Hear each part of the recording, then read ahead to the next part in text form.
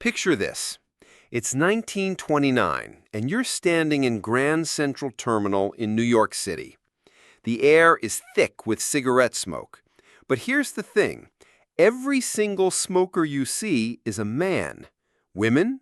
They wouldn't dare light up in public. It was scandalous, unladylike, absolutely forbidden by social convention. Then Edward Bernays happened. What Bernays did next would not only change how women viewed smoking, but would fundamentally transform how we think about marketing itself. He didn't just sell cigarettes, he sold rebellion, freedom, and identity. He turned a product into a movement. And here's the kicker. He did it all with a single parade. Welcome to the wild, wonderful, sometimes disturbing, often brilliant world of marketing campaigns. This is a story about human psychology, cultural revolution, billion-dollar blunders, and the occasional stroke of genius that made us laugh, cry, and yes, buy things we never knew we needed.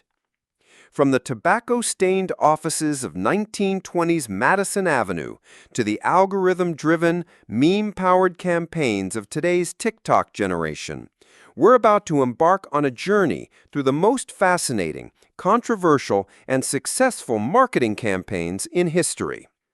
Some will make you marvel at human creativity. Others will make you question everything you thought you knew about free will. All of them changed the world in ways their creators never imagined. So grab your favorite beverage, maybe one that was marketed to you through a campaign we'll discuss, settle in, and let's explore how a bunch of creative misfits, data nerds, and occasional geniuses figured out how to get inside our heads and, more importantly, our wallets. Let's go back to that parade I mentioned. It's Easter Sunday, 1929. Edward Bernays, the nephew of Sigmund Freud, yes, that Freud, has orchestrated something unprecedented. He's hired a group of debutantes, young women from high society, to march in New York's Easter parade. But these aren't just any socialites. They're about to become revolutionaries. At a predetermined signal, these women reach into their purses and pull out cigarettes. They light them up right there on Fifth Avenue in front of photographers that Bernays has conveniently tipped off. The headlines the next day don't call them cigarettes. Bernays has fed the press a different phrase, torches of freedom. In one brilliantly orchestrated moment, Bernays had transformed cigarettes from a symbol of masculine power into a torch for women's liberation. He wasn't selling tobacco, he was selling emancipation. The suffragettes had won the right to vote just 9 years earlier, and Bernays cunningly tied smoking to the ongoing fight for equality. The American Tobacco Company, makers of Lucky Strike cigarettes, watched their market share among women skyrocket. But here's what makes this campaign both brilliant and troubling. Bernays knew exactly what he was doing. He understood that by linking cigarettes to women's deepest desires for independence and equality, he could override their rational judgment about health risks. This wasn't just advertising. This was the birth of public relations as we know it. Bernays had taken his uncle's theories about the unconscious mind and weaponized them for commerce. He wrote in his book Propaganda, and yes, he actually called it that without irony. The conscious and intelligent manipulation of the organized habits and opinions of the masses is an important element in democratic society. Let that sink in for a moment. The man who essentially invented modern PR believed that manipulating the masses was not just acceptable, but necessary for democracy. It's a philosophy that would echo through every boardroom and creative agency for the next century. The Torches of Freedom campaign worked because it didn't feel like a campaign. It felt like a movement. The women who started smoking Lucky Strikes didn't think they were falling for marketing. They thought they were making a statement. This would become the holy grail of advertising, making people think that buying your product was their idea. Fast forward to the 1950s. America is riding high on post-war prosperity. Suburbs are sprouting like mushrooms after rain, and on a new device called television, a revolution in marketing is taking place. Enter Rosser Reeves, the man who would give us the unique selling proposition, or USP. Reeves was not a romantic about advertising. He once said, "Let's say you have $1 million tied up in your little company, and suddenly your advertising isn't working and sales are going down. And everything depends on it. Your future depends on it. Your family depends on it. Other people's families depend on it. Now, what do you want from me? Fine writing? Or do you want to see the goddamn sales curve stop moving down and start moving up?" Reeves created campaigns that were simple, repetitive, and incredibly effective. His masterpiece? The campaign for Anacin pain reliever. The commercial showed hammers pounding inside someone's head, accompanied by an annoying, repetitive jingle. Critics called it the most irritating commercial ever made. Reeves didn't care. Sales of Anacin increased by 400%. But while Reeves was hammering messages into America's collective skull, another approach was emerging from the offices of Doyle Dane Barnback. Bill Bernbach believed that advertising could be intelligent, witty, and respectful of the consumer's intelligence. Revolutionary concept, right? Picture the American car market in 1959. Bigger was better. Cars had tail fins that looked like they could achieve orbit. Chrome was everywhere. American automobiles were rolling living rooms, symbols of prosperity and power. Then DDB created an ad for Volkswagen that would change everything. The ad showed a tiny Volkswagen Beetle in the corner of a vast white space. The headline read simply, "Think small." This was insane. It broke every rule of car advertising. Where was the happy family, the beautiful woman draped over the hood, the sunrise behind the mountain road? Instead, here was honest, self-deprecating humor. The copy acknowledged that the car was ugly, small, and strange-looking, but it also pointed out that it was reliable, economical, and honest. This campaign didn't just sell cars, it created a counterculture icon. The Beetle became the anti-establishment choice, the car for people who thought differently. By 1972, the Beetle had become the best-selling car in history, surpassing the Ford Model T. Julian Koenig later reflected, "We just told the truth. It was such a novel idea at the time." Think about that. Telling the truth was revolutionary in advertising. While Volkswagen was thinking small, two giants were thinking very, very big. The cola wars between Coca-Cola and Pepsi would become one of the longest, most expensive, and most entertaining marketing battles in history. Coca-Cola had dominated the soft drink market since the 1880s. Their marketing was about as subtle as a Norman Rockwell painting. America, apple pie, and Coke. Their 1971 Hilltop commercial, featuring young people from around the world singing "I'd like to buy the world a Coke," became so popular that it was released as a full-length song that hit the pop charts. But Pepsi was the scrappy underdog with nothing to lose. In 1975, they launched the Pepsi Challenge, a blind taste test that showed people preferred Pepsi over Coke. It was guerrilla marketing at its finest, taking the fight directly to the competition on camera. Coca-Cola's response would go down as one of the biggest marketing disasters in history. In 1985, panicked by Pepsi's growing market share, they did the unthinkable. They changed their formula. New Coke was born. The public reaction was swift and brutal. People hoarded old Coke. Protest groups formed. The company received 400,000 angry letters. One woman said it was like spitting on the American flag. After just 79 days, Coca-Cola brought back the original formula as Coca-Cola Classic. But here's where it gets interesting. Some marketing experts believe the whole thing was planned, a brilliant scheme to make people realize how much they loved original Coke. The company denies this, with one executive saying, "We're not that dumb and we're not that smart." Whether intentional or not, The new Coke debacle actually strengthened Coca-Cola's position. Sales surged when Classic came back. People had been reminded of their emotional connection to the brand. Sometimes the best marketing campaign is the one that reminds people what they'd be missing. It aired exactly once during its initial run, 60 seconds during Super Bowl XVIII on January 22, 1984. The commercial, directed by Ridley Scott, fresh off his success with Blade Runner, cost $900,000 to produce and $800,000 for the airtime. The Apple board of directors hated it so much they tried to sell back the airtime.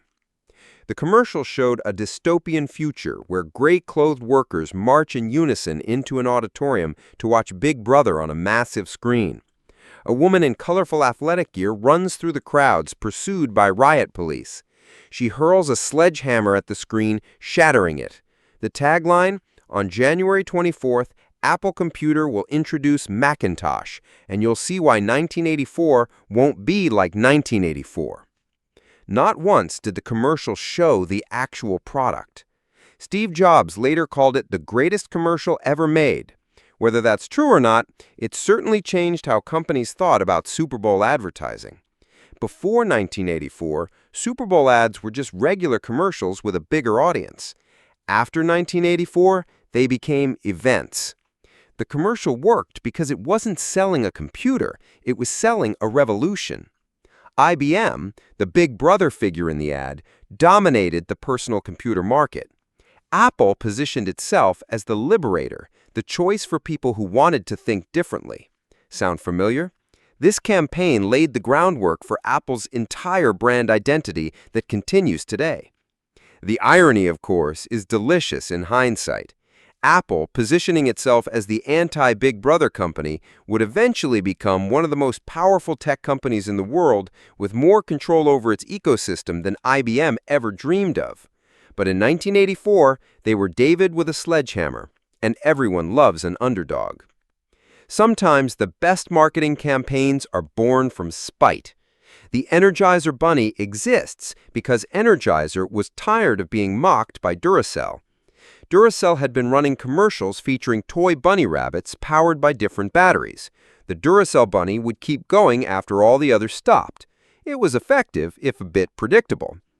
Energizer decided to parody these ads, creating their own bunny, but this one would crash through the parody and keep going, interrupting fake commercials for made-up products. The campaign was supposed to run for a few weeks. It lasted over 30 years. The Energizer Bunny became a cultural phenomenon. It appeared in over 115 commercials, interrupted everything from fake coffee ads to phony pain relievers. It became a metaphor in everyday language. Politicians were described as the Energizer Bunny of campaigning. Athletes who wouldn't quit were compared to the Pink Rabbit. What made this campaign brilliant wasn't just the humor or the memorable character. It was the way it demonstrated the product benefit, long-lasting power, in a way that was impossible to ignore. Every time the bunny kept going and going, it reinforced the message. The campaign itself became proof of the product's promise. The bunny also arrived at the perfect cultural moment. The late 80s and early 90s were the height of channel surfing culture. The Energizer Bunny's interruptions played perfectly into this fragmented viewing experience. It was meta before meta was cool. In 1987, Nike was struggling. Reebok had overtaken them in the athletic shoe market. Nike was seen as a running shoe company in an era when aerobics and fitness were exploding. They needed something big. Dan Whedon, co-founder of Whedon & Kennedy, found inspiration in the last words of Gary Gilmore, a convicted murderer executed in Utah in 1977. Gilmore's final words before the firing squad were, "Let's do it." Whedon tweaked it to "Just do it," and one of the most successful taglines in advertising history was born.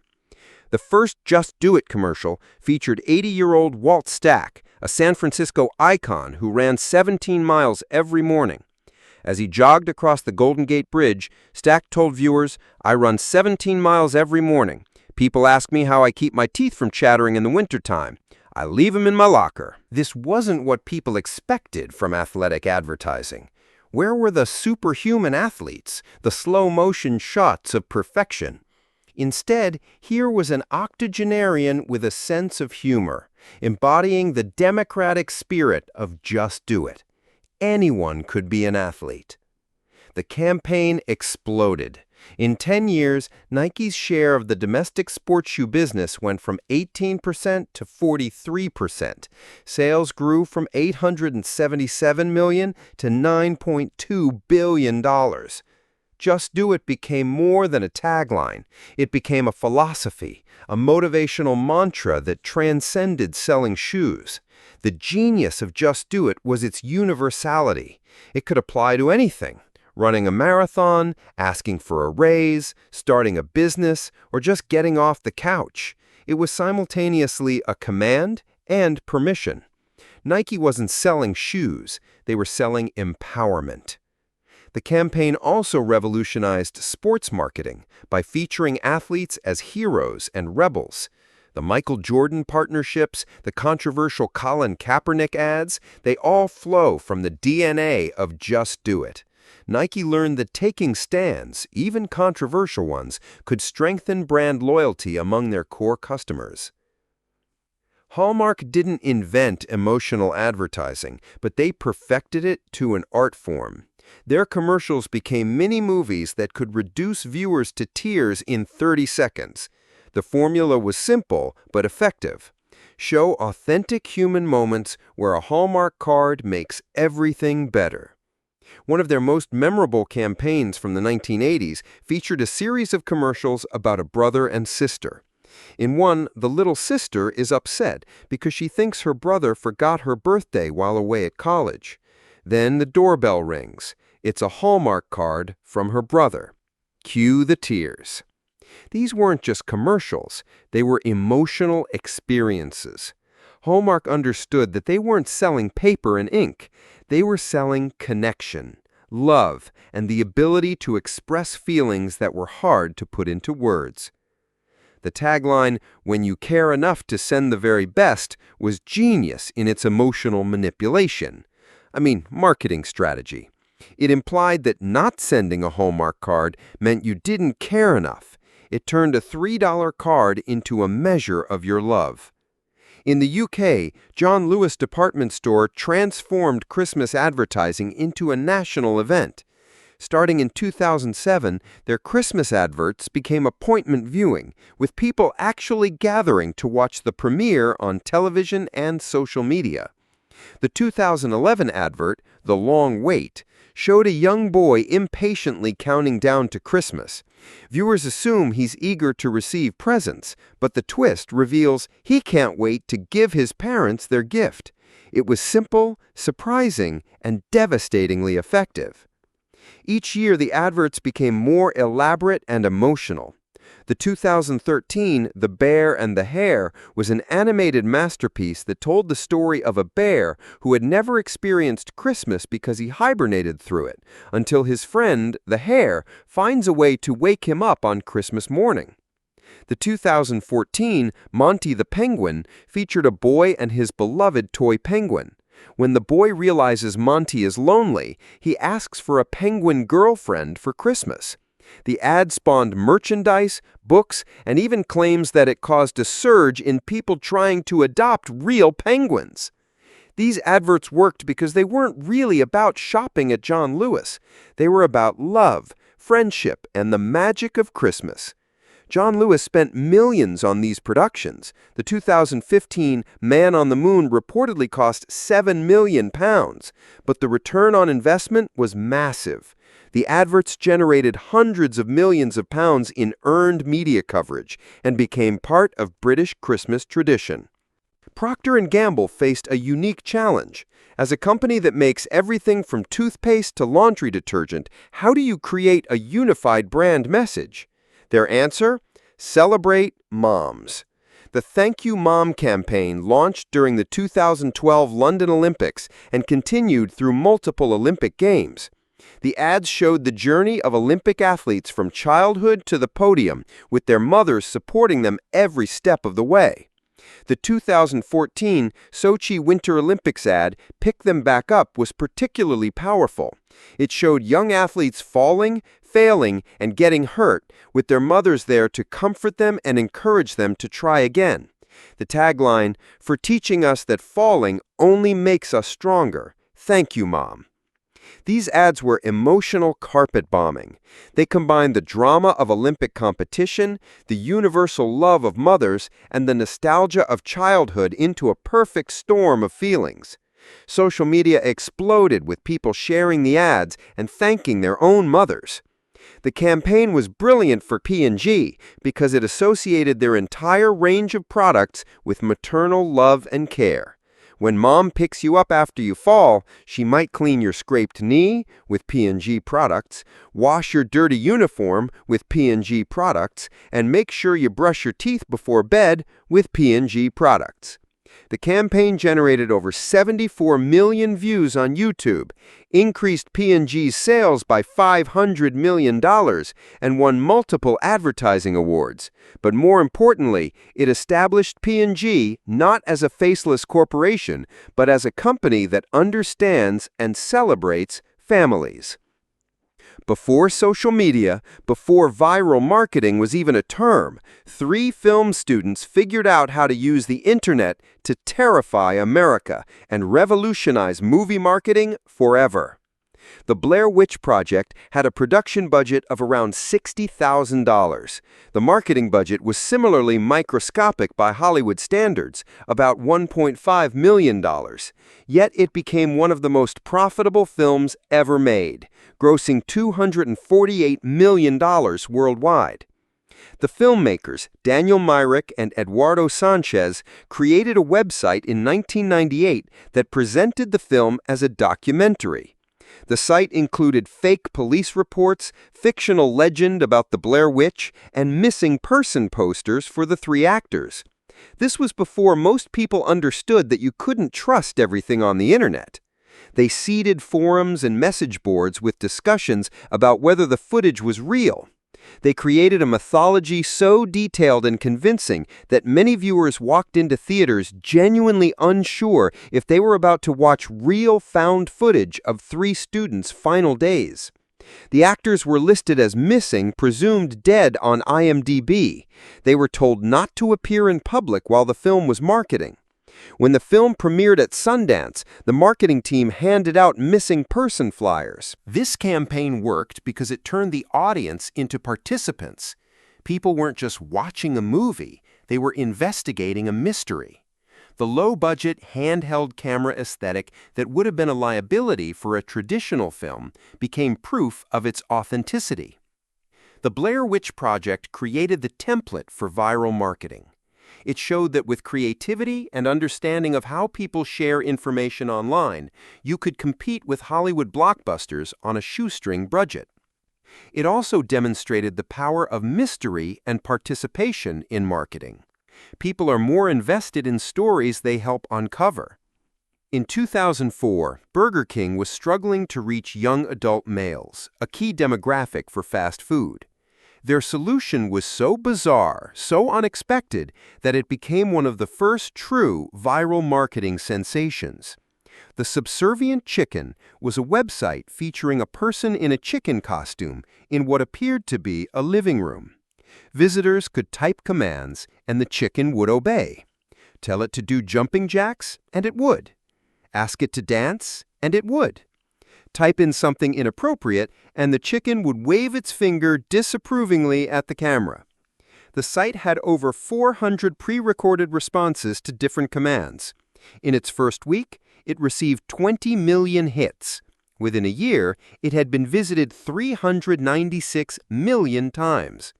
People spent an average of 6 minutes on the site, an eternity in internet time. What made this campaign genius was how it literalized Burger King's "Have it your way" slogan in the most absurd way possible. It had almost nothing to do with selling chicken sandwiches and everything to do with creating an experience people wanted to share. The Subservient Chicken proved that in the digital age, entertainment value could be more important than product placement. The site barely mentioned Burger King, just a small logo and a link to BK's main site. But everyone knew who was behind it, and more importantly, they associated Burger King with creativity and humor. The campaign also pioneered the concept of branded entertainment, content created by brands that people actually wanted to consume. This would become the holy grail of digital marketing, creating something so entertaining that people seek it out rather than avoid it. Old Spice had a problem. It was your grandfather's deodorant. Despite actually having majority market share in men's body wash, the brand was seen as outdated and irrelevant to younger consumers. Their solution would become one of the most successful and influential digital campaigns ever created. The campaign started with a traditional TV commercial during the 2010 Super Bowl. Isaiah Mustafa, a former NFL player, stood in a bathroom and delivered a rapid-fire monologue directly to female viewers. "Hello, ladies. Look at your man. Now back to me. Now back at your man. Now back to me." Sadly, he isn't me, but if he stopped using ladies-scented body wash and switched to Old Spice, he could smell like he's me. In 33 seconds, the commercial went through multiple scene changes, bathroom to boat to beach, all seemingly in one take. Mustafa ended up shirtless on a horse. "I'm on a horse," he declared, as if this was perfectly normal. The commercial was funny, surprising, and endlessly memeable. But what happened next transformed it from a good TV campaign into a digital revolution. Old Spice and agency Whedon & Kennedy created a response campaign. For 3 days, Mustafa recorded personalized video responses to comments and questions on social media. He responded to celebrities, regular fans, and even other brands. He proposed to someone's girlfriend on their behalf. He wished happy birthday to fans. He even recorded a message for the president. In 2.5 days, the team created 186 personalized videos. The campaign generated 1.8 billion impressions. Old Spice Twitter followers increased by 2,700%. Facebook fans increased by 800%. Website traffic increased by 30%. Most importantly, Old Spice body wash sales increased by 107%. The campaign worked because it understood the fundamental nature of social media. It's social. Old Spice didn't just broadcast messages, they had conversations. They made people feel special and included. Every response video was potential content for people to share saying, "Look, Old Spice talked to me." The campaign also perfectly targeted its actual purchasers, women, who buy the majority of men's grooming products, while making the brand cool enough that men weren't embarrassed to use it. It was a masterclass in understanding your audience and the medium. In 2004, Dove did something radical for a beauty brand. They featured real women in their advertising. Not models, not actresses, but regular women of different ages, sizes, and ethnicities. The campaign for real beauty would become one of the longest-running and most controversial marketing campaigns of the social media age. The campaign started with billboards featuring women with questions like wrinkled or wonderful, or oversized or outstanding. People could vote on Dove's website, turning advertising into a conversation about beauty standards. In 2006, Dove released Evolution, a viral video showing the transformation of a woman into a billboard model through makeup and Photoshop. The tagline, "No wonder our perception of beauty is distorted."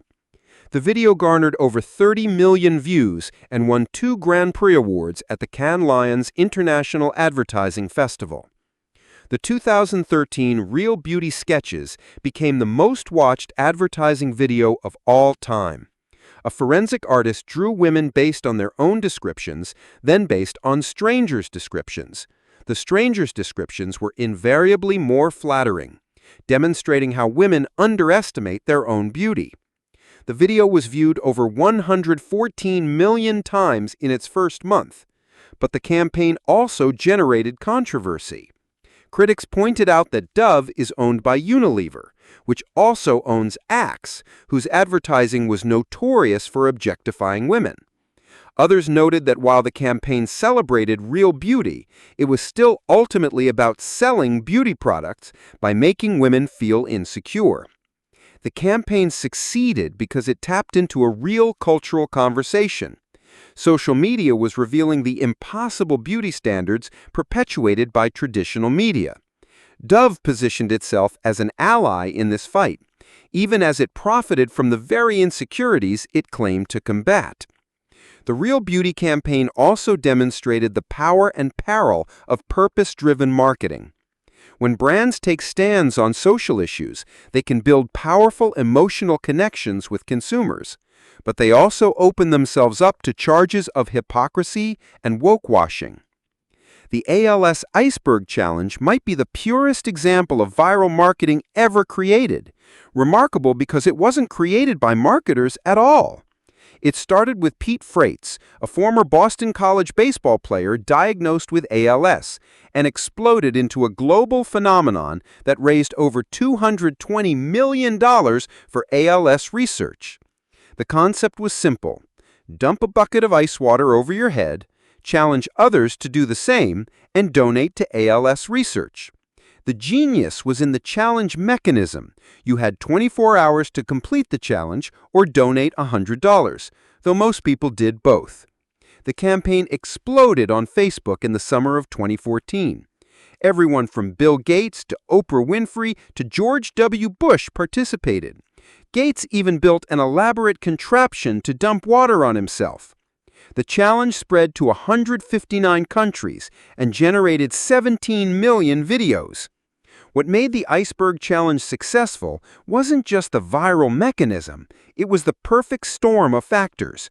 It was summer, when people were looking for fun outdoor activities. It was visual and shareable. It had a charitable purpose that made participants feel good. It had a time limit that created urgency, and it leveraged social pressure. When you were challenged publicly, you had to respond. The campaign also demonstrated the democratization of marketing in the social media age. No agency created this, no brand sponsored it. It was created by regular people and spread by regular people. Yet it was more successful than campaigns with million-dollar budgets. The Ice Bucket Challenge changed how charities think about fundraising. Instead of guilt or pity, it used fun and social connection. It turned donation into participation. And it showed that in the social media age, the best marketing might not be marketing at all. It might be creating experiences that people want to share. For decades, brand social media accounts were boring. They posted promotions, responded to complaints with corporate speak, and generally acted like, well, corporations. Then Wendy's Twitter account decided to start roasting people, and everything changed. It started innocently enough. In January 2017, a user named Thuggy D tweeted at Wendy's, "Your beef is frozen and we all know it. Y'all know we laugh at your slogan, fresh never frozen, right? Like you're really a joke." Wendy's responded, "Sorry to hear you think that, but you're wrong. We've only ever used fresh beef since we were founded in 1969. When Thuggy D insisted McDonald's was better, Wendy's delivered the killing blow. "You don't have to bring them into this just because you forgot refrigerators existed for a second there." The exchange went viral. Suddenly, everyone wanted to see what Wendy's would say next. The account started actively roasting competitors and customers alike. When someone tweeted, "What should I get from McDonald's?" Wendy's replied, "Directions to the nearest Wendy's." The strategy was risky. Brands had spent decades trying not to offend anyone. Wendy's was actively looking for fights, but it worked because it felt authentic. This wasn't a corporation trying to be cool. This was someone who actually understood internet culture and humor. The numbers backed it up. Wendy's gained 300,000 new followers in 2017. Their mentions increased by 500%. More importantly, they changed the conversation around their brand. Wendy's became the cool, funny fast food chain. They spawned countless imitators, though few could match their savage wit. The Wendy's Twitter account proved that brands could have personalities beyond friendly and professional. They could be sarcastic, even mean, as long as it felt authentic to their brand and resonated with their audience. They turned Twitter from a customer service platform into an entertainment platform. Sometimes the best way to understand good marketing is to examine a disaster. The Fyre Festival might be the most spectacular marketing failure of the social media age, but its initial campaign was so effective it convinced thousands of people to spend thousands of dollars on a festival that didn't exist. Billy McFarland and Ja Rule's vision was ambitious, a luxury music festival on a private island in the Bahamas, marketed as the cultural experience of the decade. The marketing campaign, created with Jerry Media, also known as Fuck Jerry, was brilliant in its simplicity. They paid 400 influencers, including Kendall Jenner, Bella Hadid, and Emily Ratajkowski, to post an ambiguous orange tile on Instagram at the same time. No explanation, just an orange square. The internet went crazy trying to figure out what it meant. Then came the reveal. A promotional video that looked like a Victoria's Secret commercial crossed with a music video. Beautiful models frolicking on pristine beaches, luxury yachts, private jets. The video promised the best in food, art, music, and adventure on a private island once owned by Pablo Escobar. The influencer posts weren't marked as ads, violating FTC guidelines, but they were incredibly effective. The festival sold out almost immediately. People paid between $1,200 and $100,000 for packages that promised luxury villas and gourmet meals. What they got was disaster. Attendees arrived to find FEMA disaster relief tents, sad cheese sandwiches, and no musical acts. The luxury island was actually a development site next to a sandals resort. The festival became a Lord of the Flies situation as people fought over the few available tents and mattresses. The Fyre Festival demonstrated both the power and danger of influencer marketing. The campaign worked because people trusted the influencers.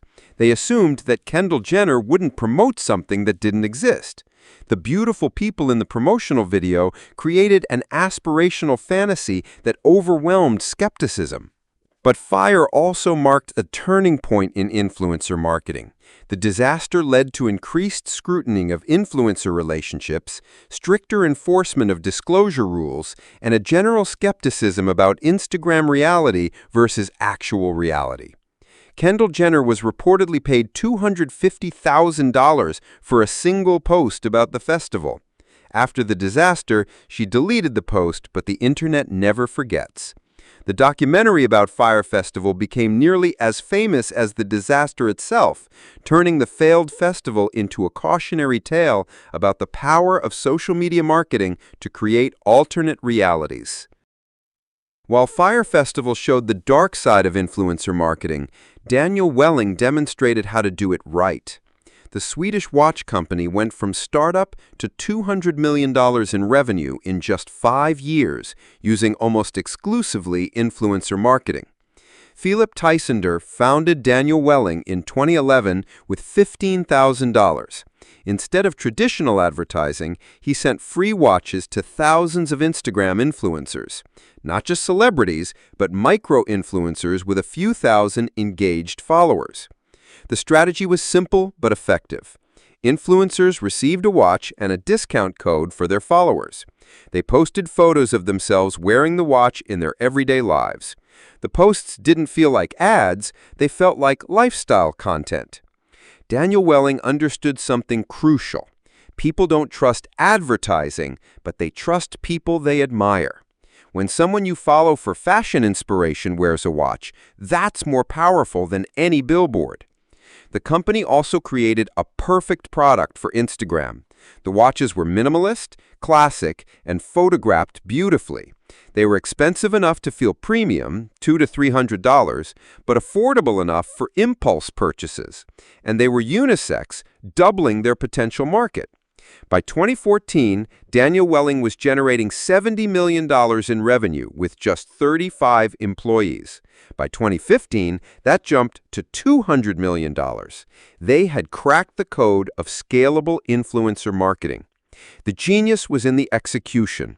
Daniel Welling didn't just pay for posts, they created long-term relationships with influencers. They provided unlimited content, new watch straps, seasonal collections, keeping the brand fresh in influencers' feeds. They also encouraged user-generated content with hashtags like #DanielWelling, which has been used over 2 million times on Instagram. Critics argued that Daniel Welling was selling a $20 Chinese-made watch for $200, that the brand had no heritage or craftsmanship, but that missed the point. Daniel Welling wasn't selling watches. They were selling a lifestyle, an aesthetic, an identity. And in the Instagram age, that was worth more than Swiss craftsmanship. Emily Weiss started Glossier with a radical idea. What if a beauty brand actually listened to what customers wanted? What if customers weren't just consumers, but collaborators? The result was a billion-dollar beauty brand built almost entirely on community and user-generated content. Glossier grew out of Weiss's blog, Into the Gloss, which had built a devoted following discussing beauty routines and products. When Glossier launched in 2014, it already had an engaged audience eagerly waiting to buy. But Glossier didn't just sell to this community, they involved them in everything. Product development happened in public, with Weiss asking followers what they wanted. The brand's motto became "Skin first, makeup second," a direct response to what readers said they wanted. The packaging was designed to be photographable. Millennial pink everything, minimalist design, products that looked beautiful on a bathroom shelf. Glossier understood that in the Instagram age, your customers' bathrooms were your billboards. Instead of paying influencers, Glossier turned regular customers into advocates. Their referral program gave both the referrer and referee discounts, incentivizing sharing. They reposted customer photos constantly, making fans feel like part of the brand. The Glossier showrooms were designed as experiences, not stores. They were Instagram playgrounds with perfect lighting, pink surfaces, and mirrors everywhere. Customers didn't just shop, they created content. The Los Angeles showroom featured a canyon-like interior inspired by Arizona's Antelope Canyon, explicitly designed for photos. By 2019, Glossier was valued at $1.2 billion. They had spent almost nothing on traditional advertising. Instead, they had built a community that marketed for them. Every customer was a potential influencer, every purchase a potential post. Glossier proved that in the social media age, the best marketing might be no marketing at all, just creating products and experiences that people naturally want to share. Netflix never created the phrase Netflix and chill. They never promoted it. In fact, when it first emerged as a euphemism for hooking up, they probably wished it would go away. But their response to the meme demonstrated a new kind of marketing savvy, knowing when to lean into internet culture and when to stay out of the way. The phrase started appearing on Black Twitter around 2014 as a joke about inviting someone over to watch Netflix and chill when both parties knew that wasn't really the plan. By 2015, it had exploded into mainstream culture. There were songs about it, merchandise, endless memes. Netflix's initial response was perfect. They did nothing. They let the meme grow organically. Then, when the moment was right, they acknowledged it with a winking tweet. Netflix and chill? More like Netflix and commitment to finishing the series. They released a Netflix and chill button that dimmed lights and ordered pizza. They even created a fake documentary about it for April Fool's Day. What Netflix understood was that they couldn't own the meme, but they could participate in it. They became part of the conversation without trying to control it. This is the key to meme marketing: authenticity. The moment a brand tries too hard to create or control a meme, it dies. The Netflix and chill phenomenon did more for Netflix's brand among young people than any traditional campaign could have. It positioned Netflix not just as a streaming service, but as a cultural touchstone, a part of modern dating and social life.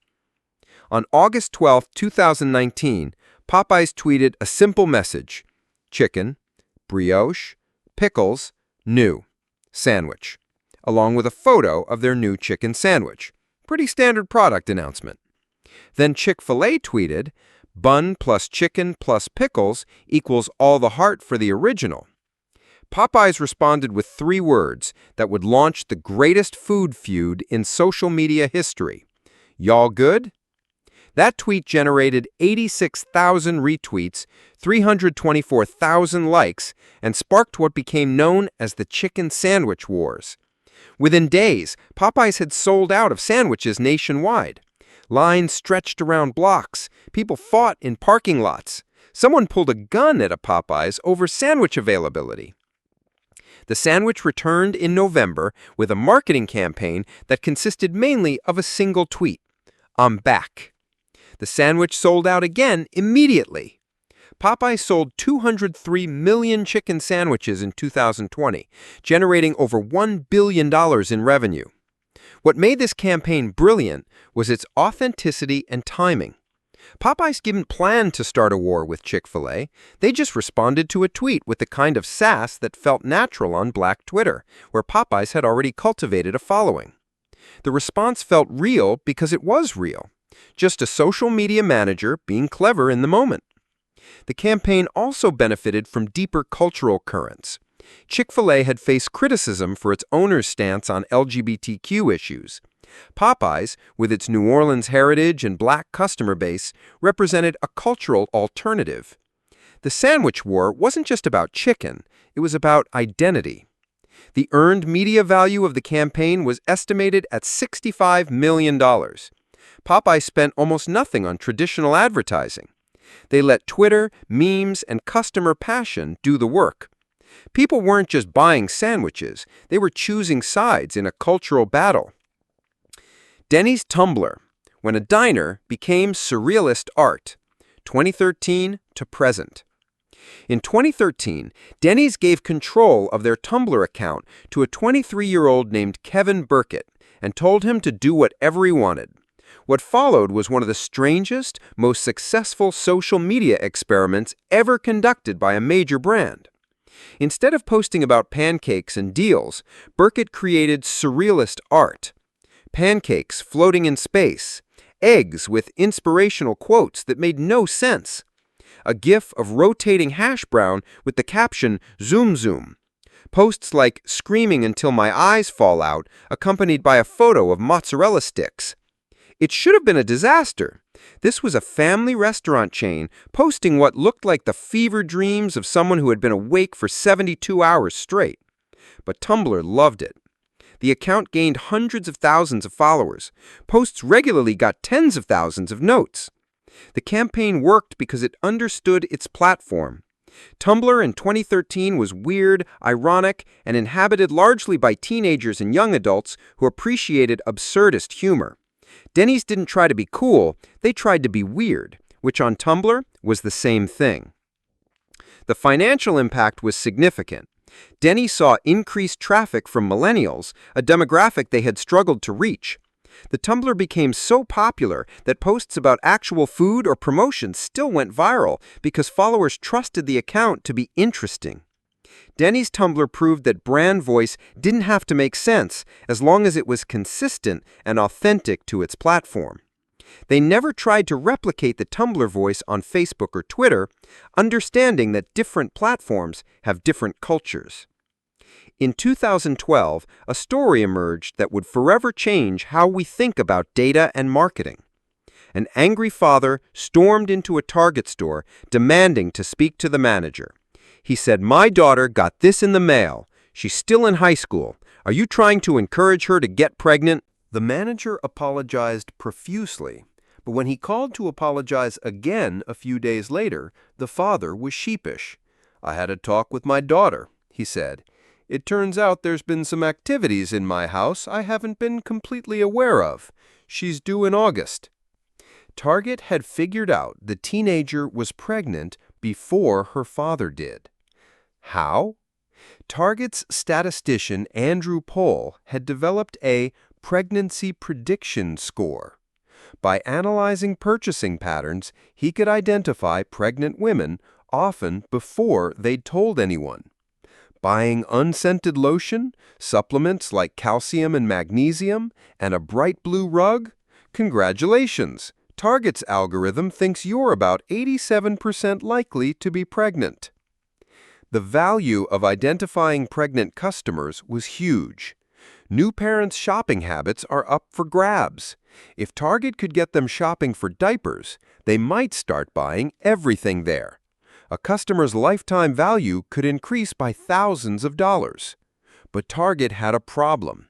Knowing someone is pregnant and letting them know you know are very different things.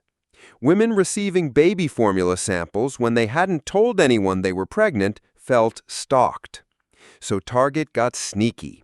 They mixed baby coupons with random items like lawnmowers and wine glasses, so the targeting looked coincidental.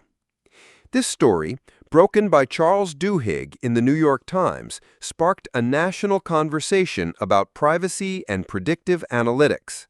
It revealed that companies knew far more about us than we realized. Target could predict pregnancies, but what else could companies predict? Political views? Sexual orientation? Mental health issues? The pregnancy prediction scandal marked a turning point in data-driven marketing. Companies realized that just because you could do something didn't mean you should. The backlash taught marketers that consumers valued privacy and that being too accurate in targeting could be creepier than effective. In 2012, Barack Obama's re-election campaign raised $690 million online, breaking all fundraising records. The secret weapon? A/B testing on a massive scale. The campaign tested everything: subject lines, button colors, images, donation amounts. And one test in particular might have won the election. The campaign's digital team, led by Kyle Rush, tested different images and buttons on the main donation page. They tried video of Obama speaking, different photos, various button texts. The winning combination, a black and white family photo with a Learn More button, performed 40% better than the original. That single A/B test generated an additional $60 million in donations. But the campaign went deeper. They tested email subject lines obsessively. Hey raised $2.6 million. I will be outspent raised $2.5 million. They found that casual, personal subject lines dramatically outperformed formal ones. The worst performing subject line they tested was Change, Obama's own campaign slogan. The campaign built detailed models of every voter, scoring them on likelihood to vote for Obama, and to be persuaded. Resources were allocated based on these scores. Volunteers were given apps that told them exactly which doors to knock on and what issues to discuss with each voter. They also pioneered Quick Donate, saving credit card information to enable one-click donation. Once someone donated, getting them to donate again was just a matter of sending an email with a big button. Friction was eliminated from the donation process. The 2012 Obama campaign transformed political marketing. Every campaign since has tried to replicate their data operation. They proved that in the digital age, the candidate with the best data and testing infrastructure had a massive advantage. But it also raised uncomfortable questions. Was democracy being reduced to an A/B test? Were we choosing presidents based on who had the best data scientists? The same techniques that sold shoes and predicted pregnancies were now being used to sell candidates. Customers who bought this item also bought might be the most valuable phrase in e-commerce history. Amazon's recommendation engine, responsible for 35% of their revenue, revolutionized not just online shopping, but our entire relationship with algorithmic curation. In the early days of Amazon, recommendations were simple.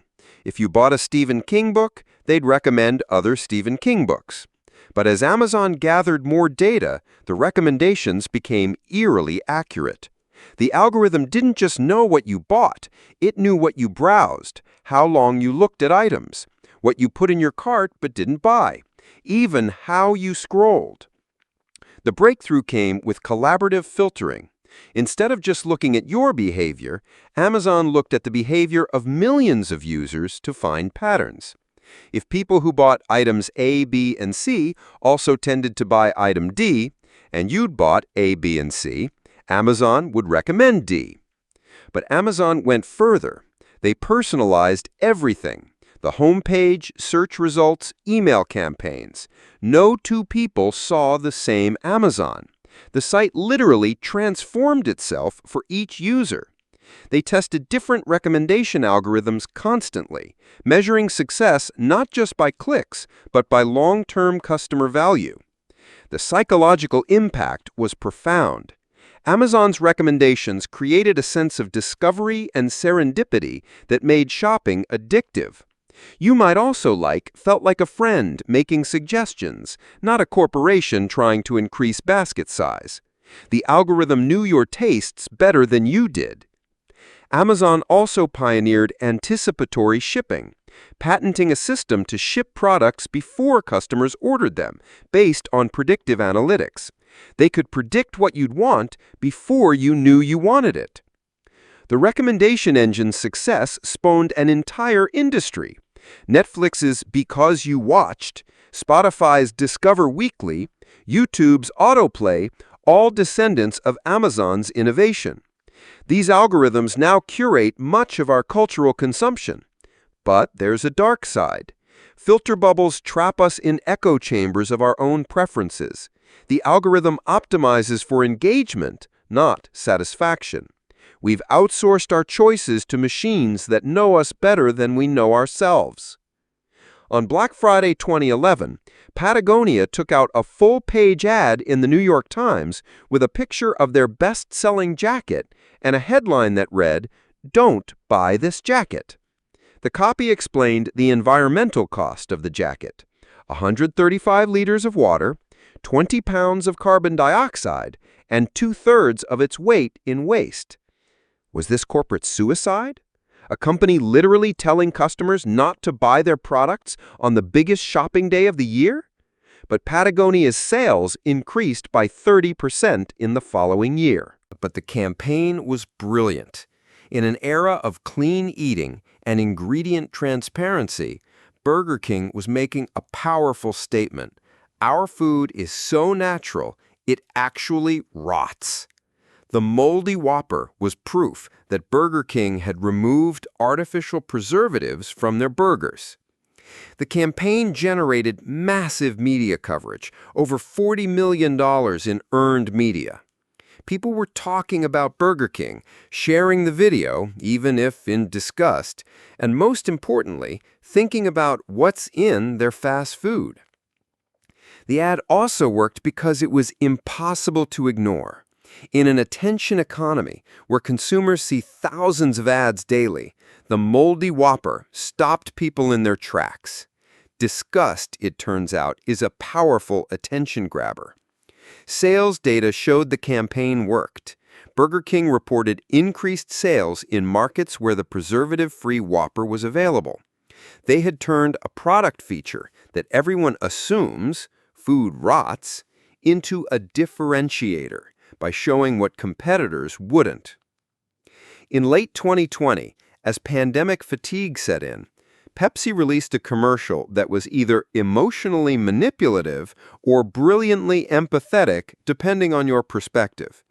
The Mess We Miss was a montage of pre-pandemic life's beautiful chaos: kids' birthday parties, messy tailgates, sticky movie theater floors. The ad didn't show people drinking Pepsi. It showed spilled Pepsi, knocked over cups at sporting events, sticky hands at barbecues. All the messes we used to complain about, but now desperately missed.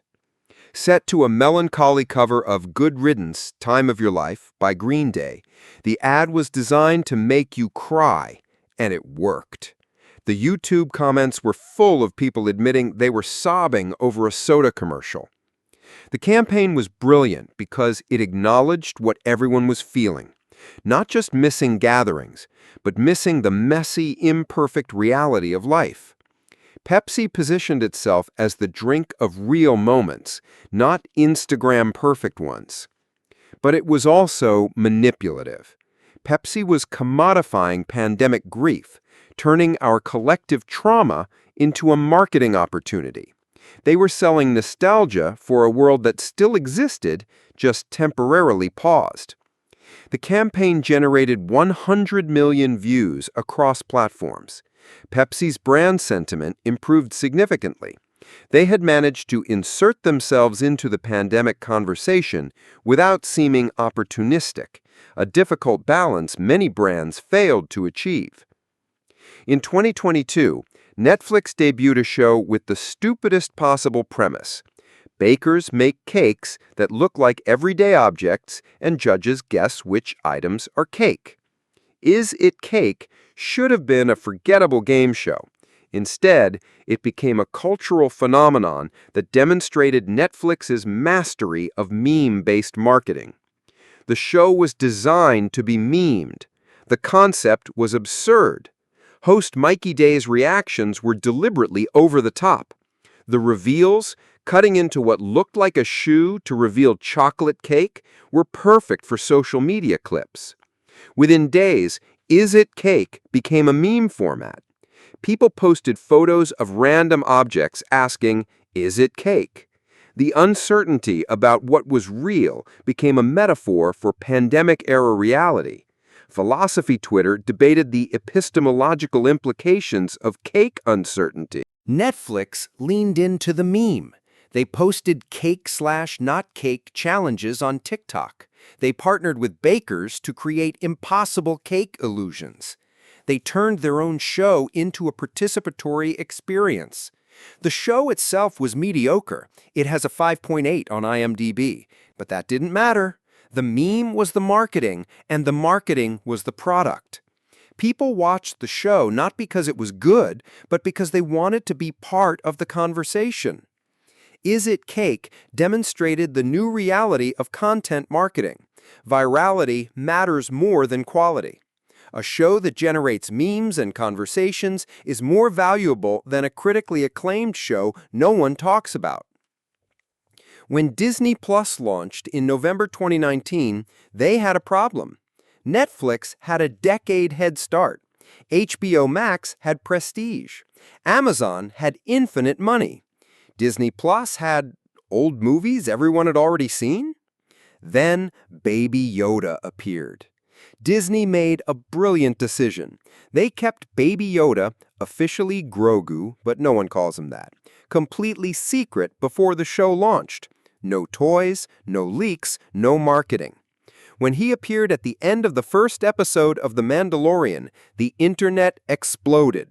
Within days, Baby Yoda was everywhere. Memes, fan art, crochet patterns, tattoos. Baby Yoda sipping soup became the reaction image for everything. Twitter accounts dedicated to Baby Yoda gained millions of followers overnight. Disney's marketing genius was in what they didn't do. They didn't have Baby Yoda merchandise ready for Christmas 2019, leaving potentially billions on the table. But this scarcity made Baby Yoda feel organic, not corporate. He belonged to the fans, not Disney's marketing department. The character single-handedly justified Disney Plus's existence. Subscriptions surged. The Mandalorian became must-watch TV not because of its plot, but because people needed their Baby Yoda fix. He was cute aggression weaponized for streaming wars. Disney turned Baby Yoda into a franchise. Merchandise finally arrived and sold out immediately. He appeared in other Star Wars properties. He became Disney Plus's unofficial mascot, more recognizable than the actual Disney Plus logo. Baby Yoda proved that in the streaming age, one breakout character could be worth more than 100 shows. He was organic marketing perfection, a corporate creation that felt like a grassroots phenomenon.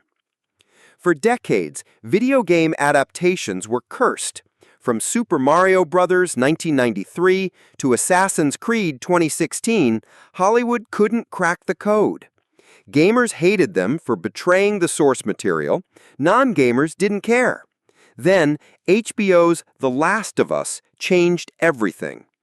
HBO's marketing strategy was counterintuitive. They marketed it as prestige television that happened to be based on a game, not as a video game adaptation. The trailers emphasized drama, character, and emotion, not action and zombies. They cast Pedro Pascal, fresh off The Mandalorian, and Bella Ramsey from Game of Thrones, serious actors, not video game movie regulars. They emphasized that creator Neil Druckmann was directly involved, satisfying purist gamers while meaning nothing to general audiences. The masterstroke was Episode 3, Long, Long Time, which deviated completely from the game to tell a standalone love story between two men in the apocalypse. It was barely connected to the main plot. It was also the best episode of television in 2023, generating massive word of mouth from critics and audiences. The show became HBO's second biggest debut after House of the Dragon, averaging 30 million viewers per episode. It proved that video game adaptations could be prestige television. More importantly for HBO, it proved they could still create cultural moments in the peak TV era. The marketing worked because it didn't feel like marketing. HBO treated The Last of Us like they treated The Sopranos or Game of Thrones, as serious drama that happened to have zombies. They didn't pander to gamers or talk down to non-gamers. They just made great television and trusted audiences to find it. Nathan Apodaca wasn't trying to create a marketing campaign when he posted a TikTok video on September 25, 2020. His car had broken down, so he was skateboarding to work, drinking Ocean Spray cranberry juice straight from the bottle while lip-syncing to Fleetwood Mac's Dreams. The video was 23 seconds of pure vibes. What happened next was marketing magic that no agency could have planned. The video exploded, gaining 85 million views. Everyone started recreating it. Celebrities, CEOs, and even Fleetwood Mac themselves. Mick Fleetwood posted his version. The CEO of Ocean Spray recreated it. Dreams shot back up to the charts 43 years after its release. Ocean Spray didn't create this moment, but they handled it perfectly. They bought Apodaca a new truck filled with cranberry juice. They leaned into the meme without trying to own it. They resisted the urge to make it about them. Sales of Ocean Spray cranberry juice increased by 10% in the weeks following the video. Dreams saw a 374% increase in streams. Fleetwood Mac gained 2.5 million new monthly listeners on Spotify. The campaign, if you can call it that, worked because it was authentic. Apodaca wasn't trying to sell anything. He was just vibing during a difficult year.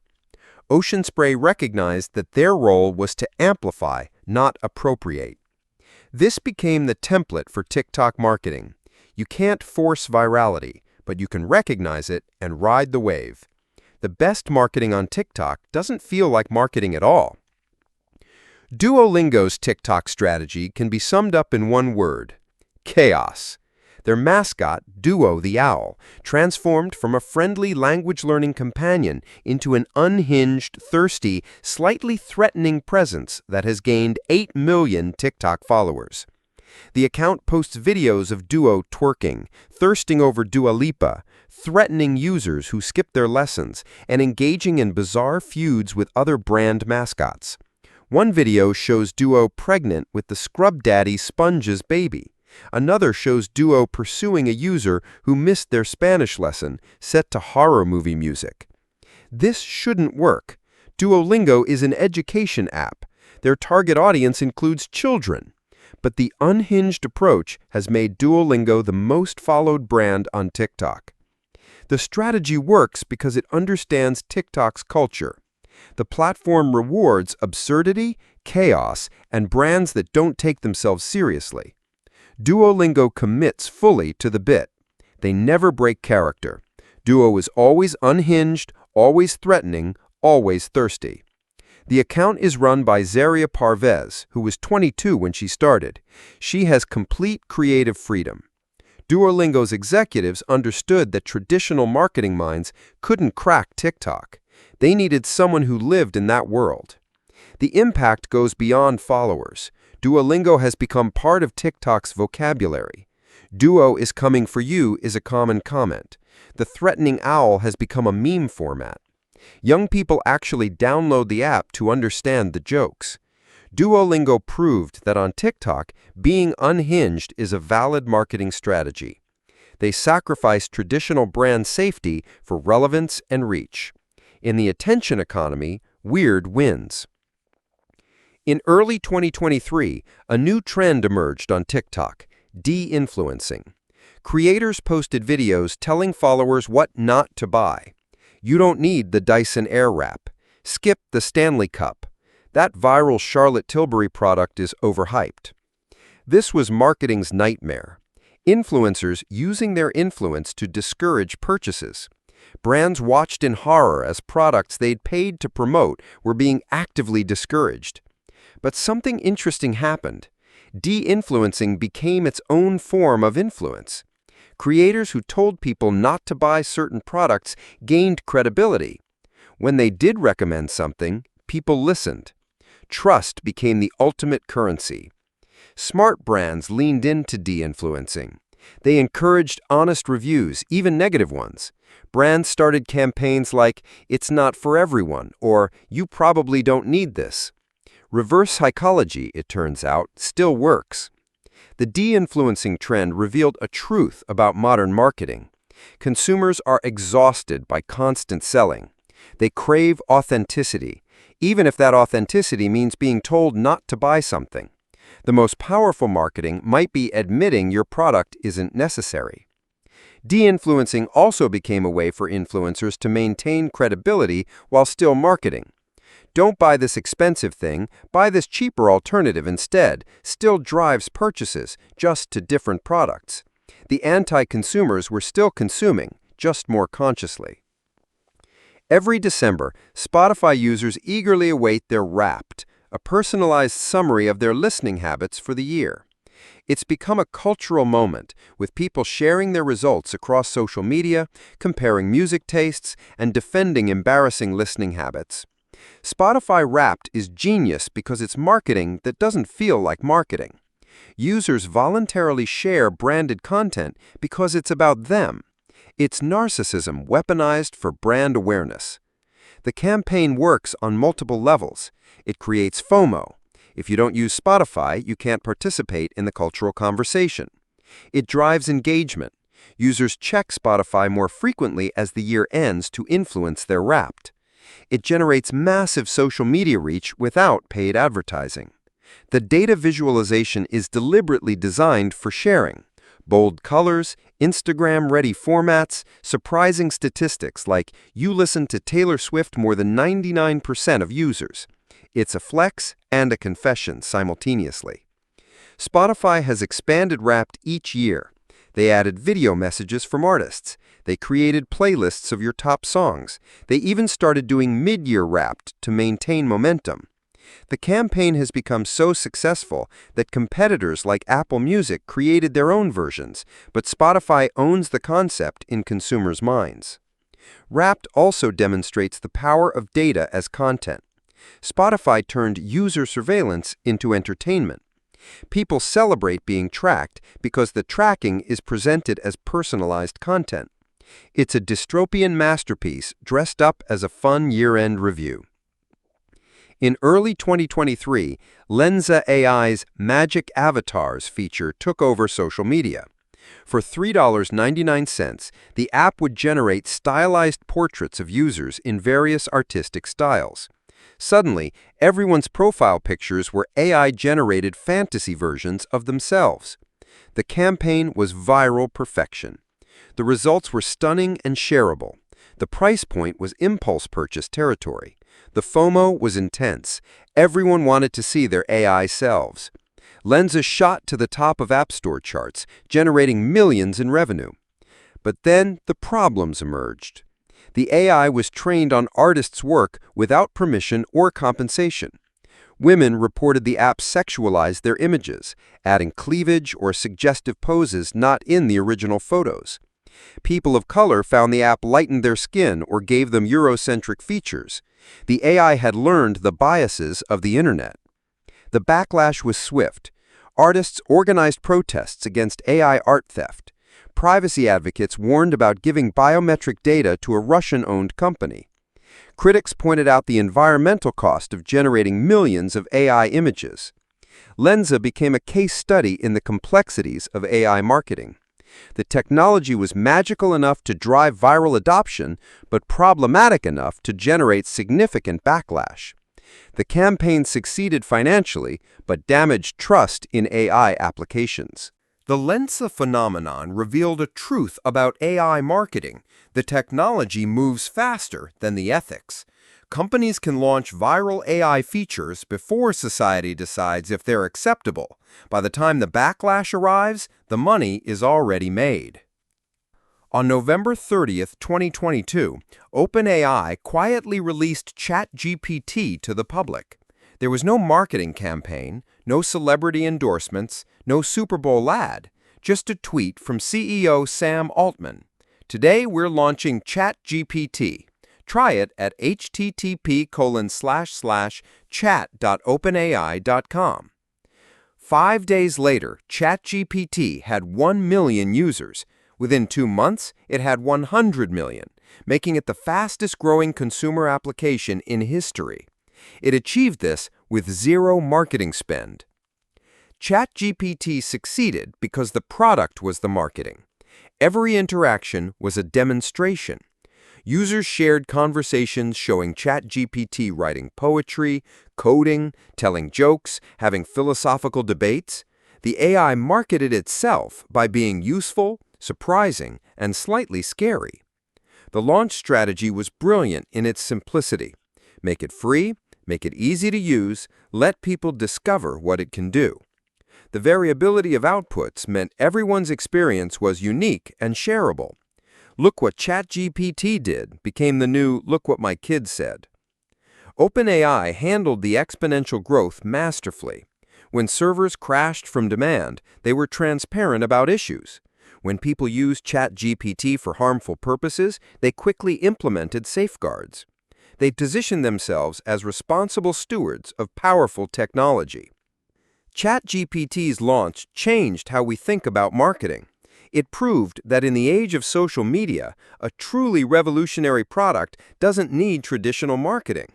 The users become the marketers. The conversations become the campaign. But ChatGPT also triggered an AI arms race that turned marketing into an AI battlefield. Every company suddenly needed an AI strategy. Powered by AI became the new on the blockchain. The success of ChatGPT's non-marketing marketing made everyone else increase their marketing about AI. In 2022, Be Real promised us to save us from ourselves. The app's premise was simple. Once a day, at a random time, users had 2 minutes to post an unfiltered photo showing what they were really doing. No editing, no curation, just reality. The app exploded among Gen Z. Downloads increased 315% in 2022. It topped App Store charts globally. Major media outlets declared it the Instagram killer. The marketing was entirely organic. Users recruiting friends because the app only worked if your friends were on it. Be Real's anti-marketing was its marketing. They positioned themselves as the antidote to fake social media. Their tagline, "Your friends for real." No influencers, no ads, no algorithms. Just authentic moments from people you actually knew. But by mid-2023, the hype died. Daily users dropped 61%. The problem? Reality is boring. Most Be Real posts showed people at desks, on couches, in bed. The randomness meant missing interesting moments. The lack of an algorithm meant no discovery. The absence of influencers meant no aspirational content. The Be Real story is a cautionary tale about believing your own marketing. They sold authenticity to a generation raised on performance. They promised reality to people who preferred augmented reality. They built the social network everyone said they wanted, but nobody actually wanted to use. In May 2023, Netflix did something everyone said would destroy them. They ended password sharing. After years of tacitly encouraging it, remember the "love is sharing a password" tweet? Netflix declared war on its own users. The backlash was immediate and brutal. Netflix and chill became Netflix and Bill. Cancellation threats flooded social media. Articles predicted the death of Netflix. The company that invented binge-watching seemed determined to force-feed viewers humble pie. Netflix's marketing for this change was deliberately non-existent. No apology campaigns, no softening the blow. Just emails saying pay up or get cut off. They bet that content was king and convenience was queen. The gamble paid off spectacularly. Instead of mass cancellations, Netflix added 13 million subscribers in 2023's fourth quarter. Revenue increased 12%. The password crackdown generated $1 billion in additional revenue. Why did it work? Netflix understood something crucial. Complaining online isn't the same as canceling. They had exclusive content people couldn't get elsewhere. They made adding users relatively painless. Most importantly, they called their users bluff.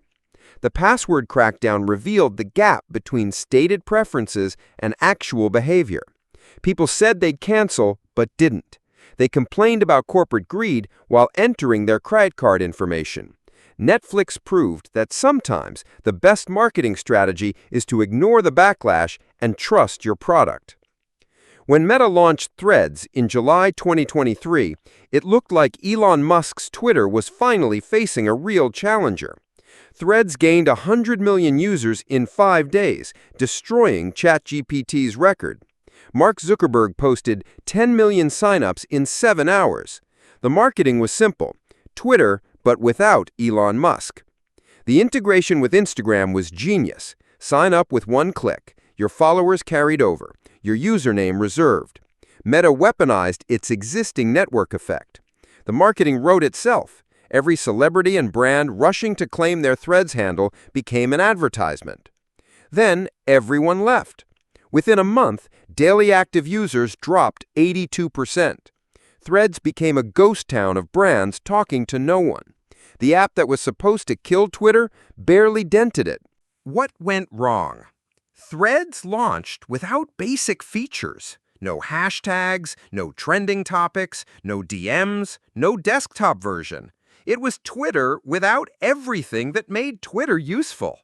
Meta prioritized speed over product, assuming network effects would overcome feature gaps. But the bigger problem was cultural.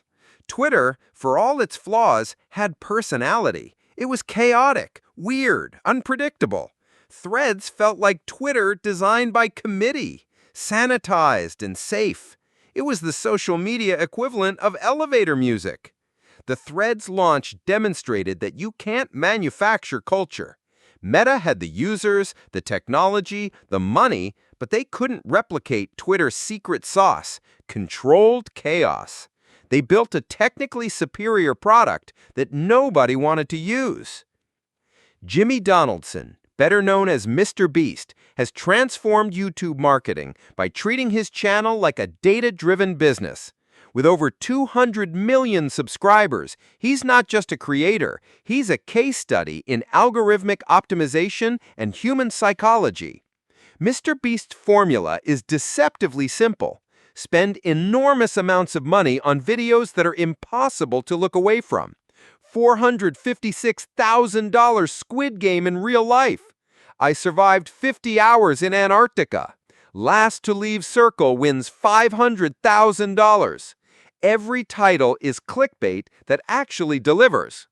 His marketing genius lies in understanding the YouTube algorithm better than YouTube.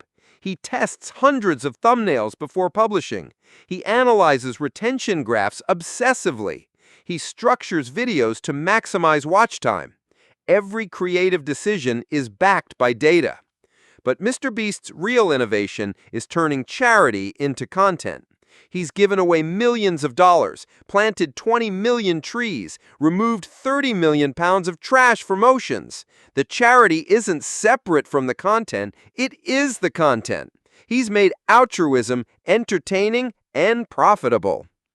The MrBeast model has spawned countless imitators, but no equals. He's proven that on YouTube, production value and stakes matter more than personality.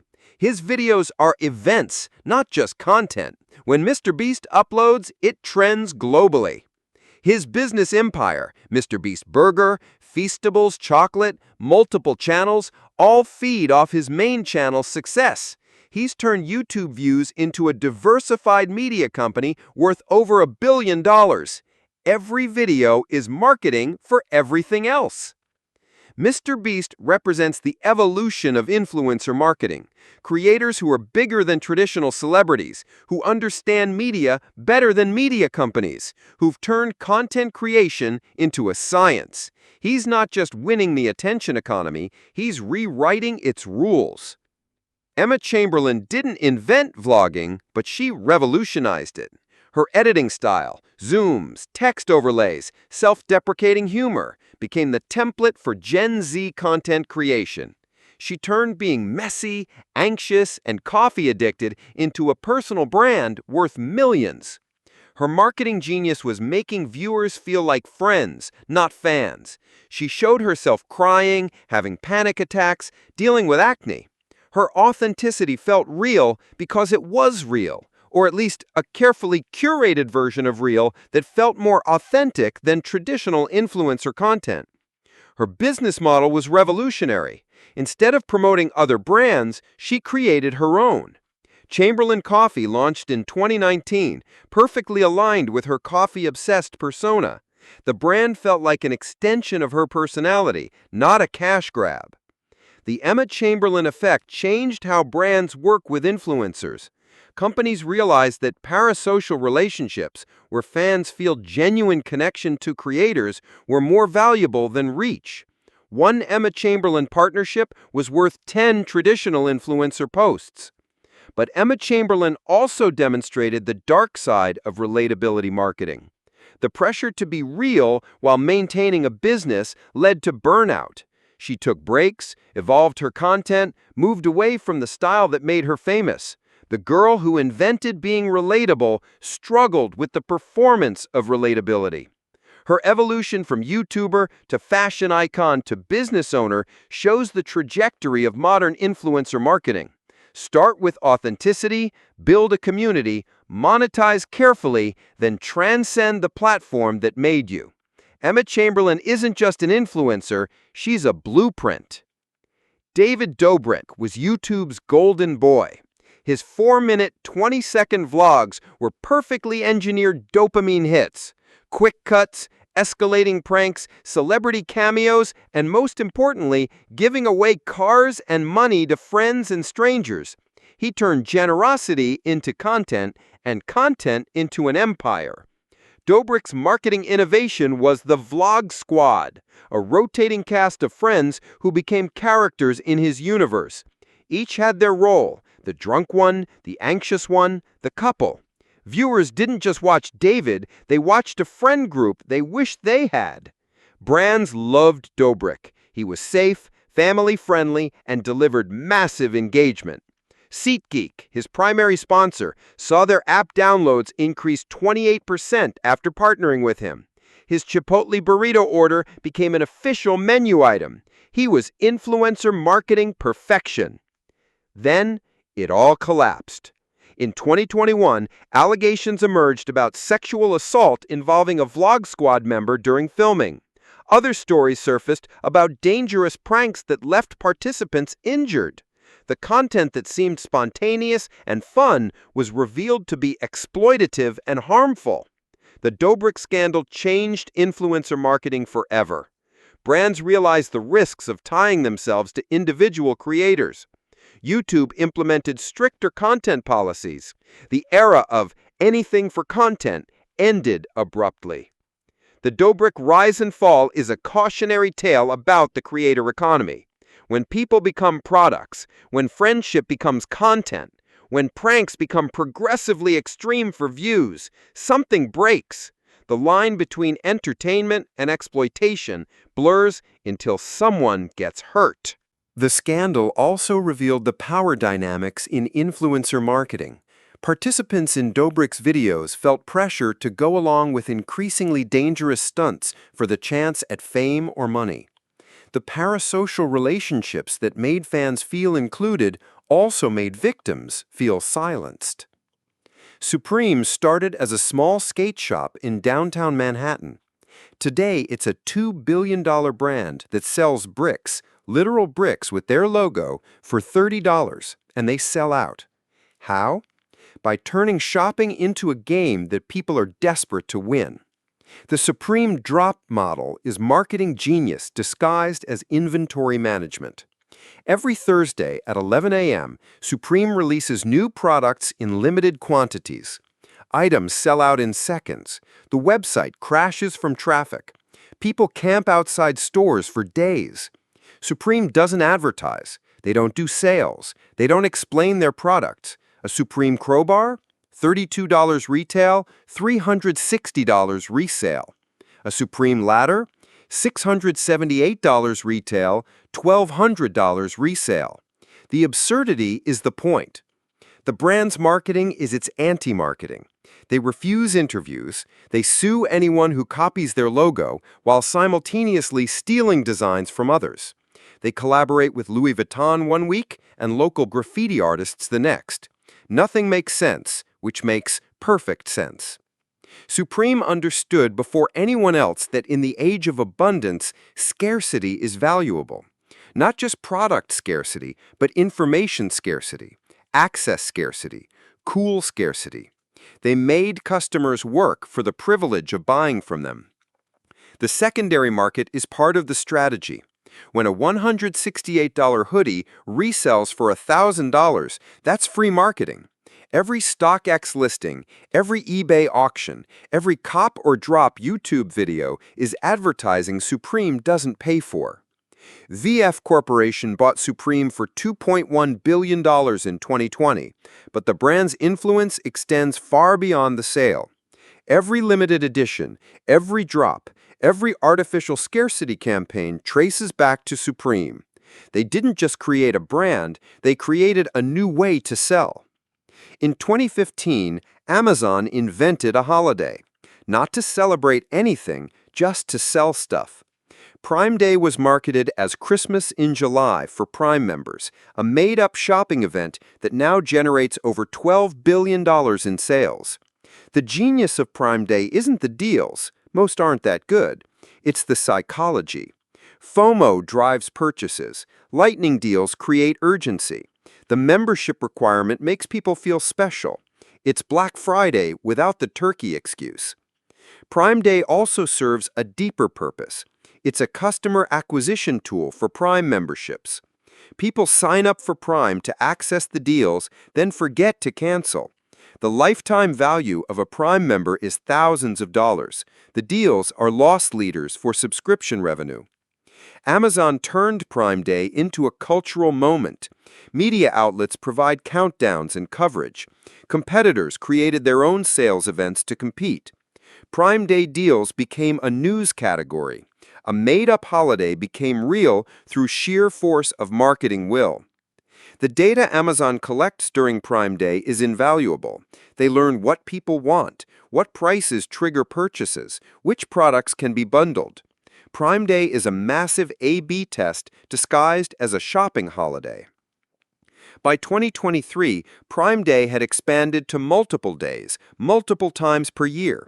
Prime Early Access Sale, Prime Big Deal Days. Amazon keeps inventing holidays, and people keep shopping, even though everyone knows it's completely artificial. Prime Day proves that in retail, perception is reality. If you call something a holiday and treat it like a holiday, it becomes a holiday. Amazon didn't just create a sales event, they created a new calendar that revolves around their business model.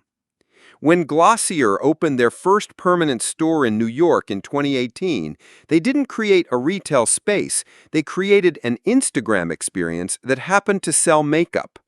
Every detail was designed to be photographed and shared. The store featured a pink canyon inspired by Arizona's Antelope Canyon. Mirrors everywhere, but curved to create interesting selfie angles. Bathroom-inspired testing areas with perfect lighting. Even the employees' pink jumpsuits were designed to pop in photos. Glossier understood that in the Instagram age, your store is marketing. Every customer becomes a content creator. Every purchase comes with a photo shoot. The store itself generates more marketing value than traditional advertising ever could. The retail experience was choreographed for sharing. Products displayed like art installations. Stickers given with every purchase for laptop decoration. More marketing. The iconic pink bubble wrap pouches that people keep and reuse, turning packaging into walking advertisements. But Glossier's retail strategy went deeper than aesthetics. They hired editors, not sales associates. No pressure to buy, just enthusiasm about products. The stores felt like hanging out with knowledgeable friends, not being sold to by employees. The stores became destinations. People visited Glossier stores who had no intention of buying makeup. Travel blogs listed them as must-see attractions. The retail space transcended retail, becoming cultural spaces that happened to generate revenue. When COVID forced temporary store closures, Glossier's retail as marketing strategy proved its value. The brand had built such strong associations with their physical spaces that customers eagerly awaited reopenings. The stores weren't just points of sale, they were pilgrimage sites for the Glossier faithful. On October 28, 2021, Mark Zuckerberg announced that Facebook was now Meta, betting the company's future on the metaverse. The rebrand was supposed to signal transformation, innovation, a new chapter. Instead, it became one of the most expensive marketing failures in corporate history. But AI ads also triggered backlash. Artists protested their work being used to train AI without compensation. Consumers questioned the authenticity of AI-generated testimonials. Regulators struggled with disclosure requirements for AI content. The uncanny valley problem plagued early efforts. AI-generated people looked almost real, but not quite, triggering discomfort. AI copy was grammatically perfect, but emotionally hollow. The technology could mimic creativity, but couldn't replicate soul. Yet AI advertising improved rapidly. By late 2023, AI could generate video ads indistinguishable from human-created ones. Cost dropped 90%. Production time went from weeks to hours.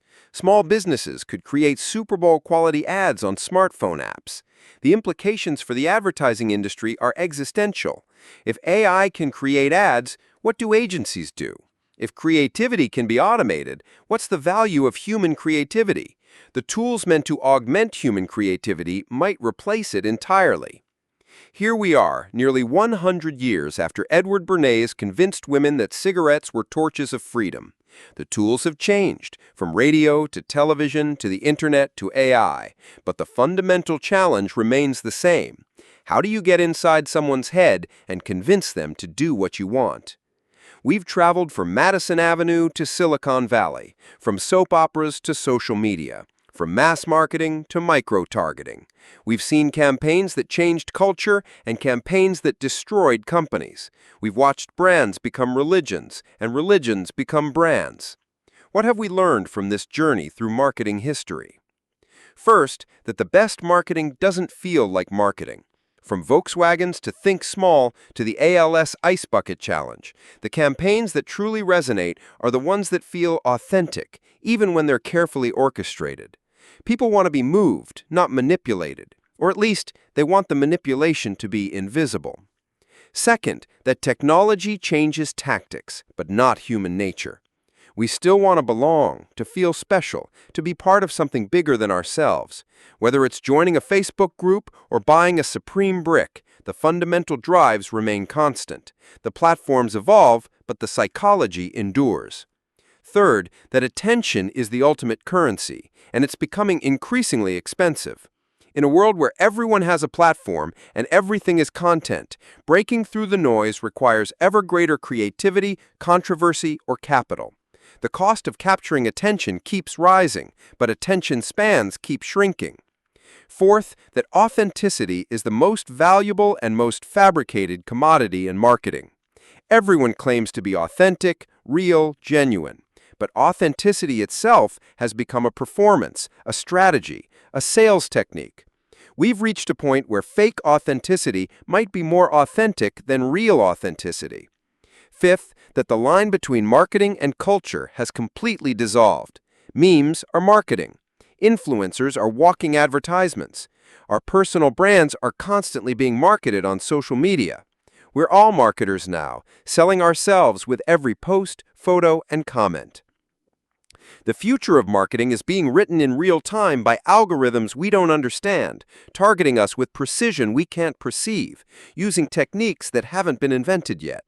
Virtual influencers will become indistinguishable from real ones. AI will create personalized ads in real time. Brain-computer interfaces might let brands literally get inside our heads. But here's the twist. Despite all this sophistication, the most successful campaigns often return to basics: telling a good story, making people laugh, creating genuine connections, solving real problems. The tools get more complex, but the human needs remain simple. As I finish this history, new campaigns are launching, new platforms are emerging, new technologies are disrupting everything we thought we knew about marketing.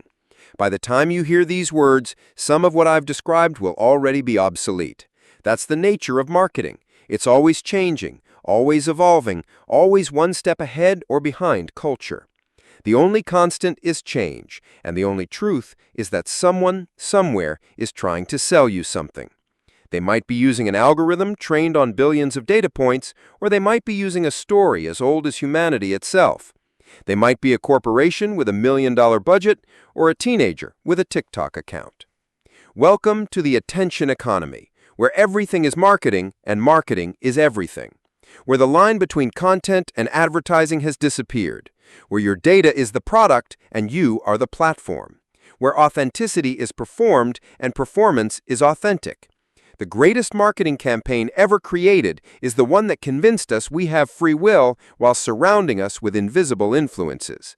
Every choice feels like our own, even as algorithms predict our behavior with uncanny accuracy. We're fish who've forgotten we're swimming in water, except the water is marketing and we're not just swimming in it, we're made of it. So what do we do with this knowledge? How do we navigate a world where everything is trying to influence us? Maybe the answer is to become conscious fish, aware of the water, critical of the currents, but still swimming. To appreciate great marketing as an art form, while recognizing manipulation as a technique. To participate in the attention economy while maintaining some sense of self outside the performance.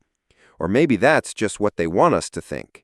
Maybe this entire history has been one long marketing campaign for marketing itself, convincing you that understanding these techniques gives you power over them. Maybe the real product being sold here is the illusion of control in a system designed to be uncontrollable. But that's the beauty of marketing. It works even when you know how it works. You can understand every technique, recognize every manipulation, see through every strategy, and still find yourself wanting things you didn't know you wanted, buying things you don't need, believing stories you know aren't true. Because in the end, marketing isn't really about products or services or brands. It's about human nature, our desires, fears, hopes, and dreams. It's about the stories we tell ourselves and the stories others tell us. It's about the eternal dance between what we want and what we're told to want. And that dance, it's just getting started. The cigarettes became torches of freedom. The torches became screens. The screens became our lives. And somewhere, in a boardroom or a bedroom, someone is planning the next campaign that will change everything. They're studying your behavior, analyzing your data, testing their messages. They know you better than you know yourself. They're one step ahead, or maybe one step behind, but always in motion, always adapting, always selling. And you? You're the target, the audience, the consumer, the product, the platform, the influencer, the influenced. You're everything and nothing, powerful and powerless, in control and controlled.